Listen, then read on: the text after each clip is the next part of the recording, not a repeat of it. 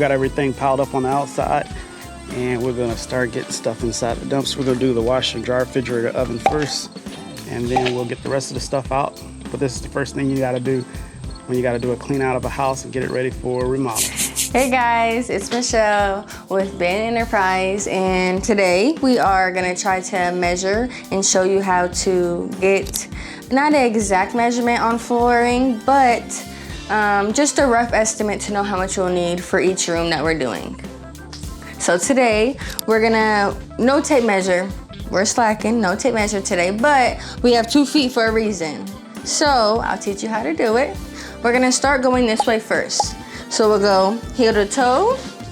We're gonna count. We'll go 1, 2, 3, 4, 5, 6, 7, we'll say 8.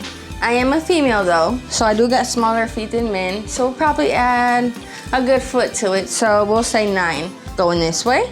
And then same going this way. We're just gonna count from foot to heel. We'll go 1, 2, 3, 4, 5, 6, 7, 8, 9, 10, 11, 12, 13, 14, 15. So we'll say 9 by 16 roughly. So all you gotta do is multiply 9 by 16. You'll get your total. And then you'll get it roughly about 144. Per box is about 19 square feet. So divide 19 by 144, and it's about 7.5. But just to be on the safe side, you always wanna get 1 extra box. So we'll get a total of 8 boxes just for this room to finish the flooring. And then you'll be done. You just go through and do every room moving forward, just like that. Okay, so we're getting ready to start the remodel on this house. And when you get ready to do the remodeling, it's really easy. You just gotta clear everything out. After you get everything cleared out, then you gotta make a determination, because remember, a house or a room is nothing more than 4 corners, the ceiling and floor. You take care of those areas, and then you can change our entire room into something beautiful from something that was chaos. So let's take this front porch, for instance. This is just the front porch.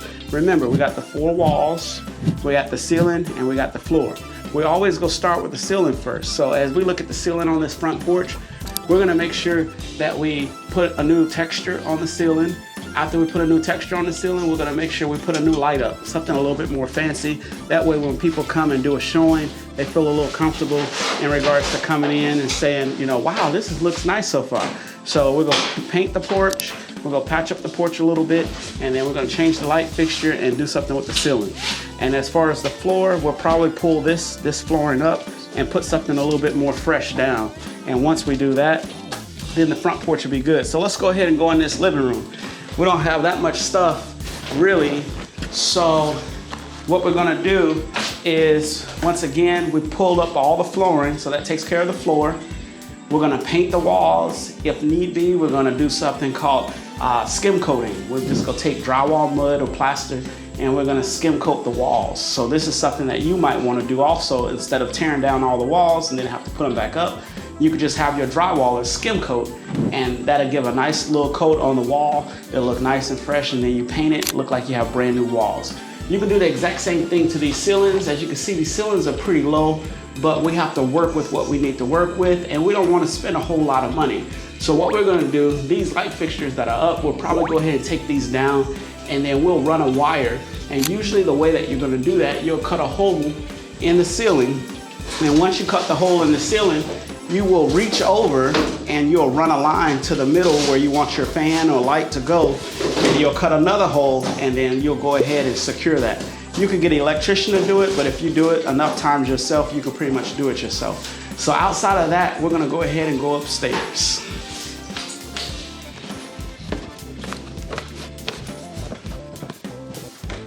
Okay, so as we come upstairs, we're gonna notice that everything is cleared out already up here, and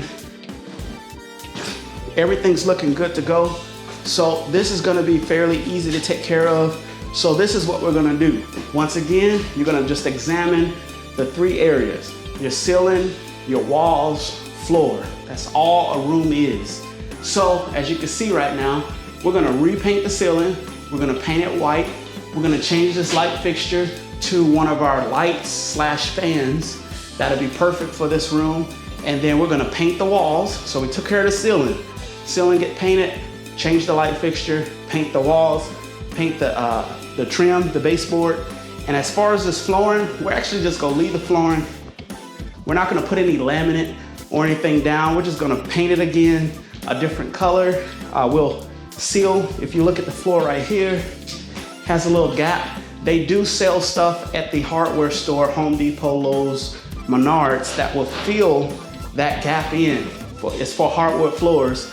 And then you can just let it dry and then you go ahead and paint and your floor is ready to go again. This prevents us from spending a whole lot of money on laminate, which is really expensive, and it prevents us from having to put carpet down. We'll just go ahead and fill that in, paint the floors, floors ready to go, paint the walls, walls ready to go, paint the ceilings, ceilings ready to go, change the light fixtures. This room is ready to go and it's gonna look completely different. We're gonna see what it looks like when we finish. So stay tuned.